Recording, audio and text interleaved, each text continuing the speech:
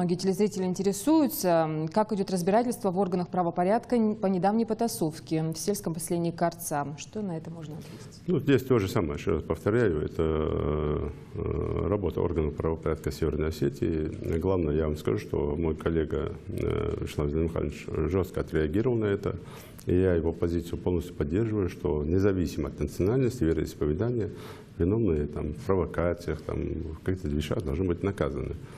Поэтому там определены, или органы правопорядка определены те, кто начал это дело, кто продолжил дело, и в том числе не только лица осетинской национальности, но и лица ингушской национальности. Все должны понести то наказание, которое соответствует содеянному. Это раз. А мы, со своей стороны, я дал поручение Совету Безопасности найти тех, кто в соцсетях выкладывал призывы, вооружайтесь, приезжайте.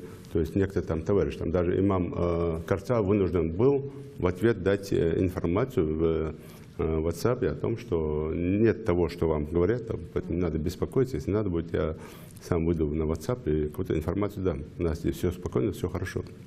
Надо беспокоиться. Поэтому власти там работают. Я думаю, что там найдут, хотя уже определили виновников, и там есть даже некоторые задержания.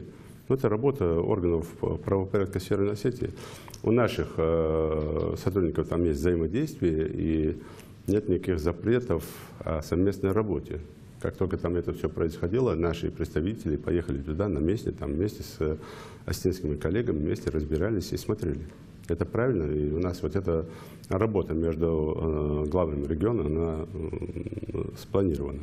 А то, что есть определенные провокации иногда, и иногда из-за того, что два человека между собой что-то не поделили, это все прирастает, в том числе имеет подтекст национального или межнационального конфликта. Это имеет место быть, но, опять же, главная задача, чтобы мы быстро, оперативно это все минимизировали и не допускали распространения этого явления.